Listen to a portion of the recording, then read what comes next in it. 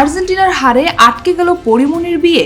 অন্যদিকে বিশ্বজয়ে 616 কোটি টাকা পকেটে পড়ল স্পেন, আর হেরেও খালি হাতে ফিরছে না আর্জেন্টিনা। সাথে কড়া স্টাইলে ভাইজান সালমান খানের গুঞ্জন উড়ানোর রূপ। বিস্তারিত জানতে দেখতে থাকুন গ্ল্যামার্স আপডেট। আর্জেন্টিনার কাপ জিতলে আবার বিয়ে করবেন, এমন ঘোষণা দিয়ে দারুণ আলোচনার জন্ম দিয়েছিলেন ঢাকায় সিনেমার নায়িকা পরিমণি। কিন্তু 2026 বিশ্বকাপের রোমাঞ্চকর ফাইনালে স্পেনের কাছে আর্জেন্টিনা 1-0 গোলে হেরে যাওয়ায় আটকে গেল তার সেই বহুল আলোচিত বিয়ের সম্ভাবনা। ম্যাচ শেষে নিজের পোস্টে হাসির ছলে পরিমণি লিখেছেন, বিয়েটা আর করতে হলো না, এই আর কি। পরিমণির বিয়ের শখ না মিটলেও মাঠের লড়াইয়ে ট্রফি জিতে ইতিহাস করেছেন স্পেন। আর্জেন্টিনাকে হারিয়ে দ্বিতীয়বারের মতো বিশ্ব চ্যাম্পিয়ন হওয়ার অনন্য ইতিহাস গড়েছে স্পেন। আর এই ঐতিহাসিক জয়ে লা রোহাদের ঘরে উঠেছে ফিফার রেকর্ড পরিমাণ প্রাইজ মানি।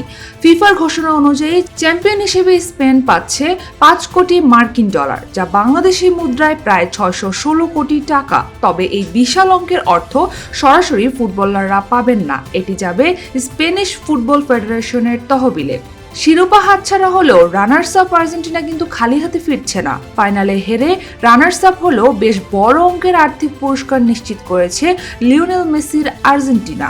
বিশ্বকাপের দ্বিতীয় সেরা দল হিসেবে তাদের পকেটে পড়ছে 3 কোটি 30 লাখ মার্কিন ডলার, যা বাংলাদেশি মুদ্রায় প্রায় 406 কোটি টাকা। খেলার মাঠের কোটি টাকার খবরের পর এবার নজর দেওয়া যাক বলিউড পাড়ায়।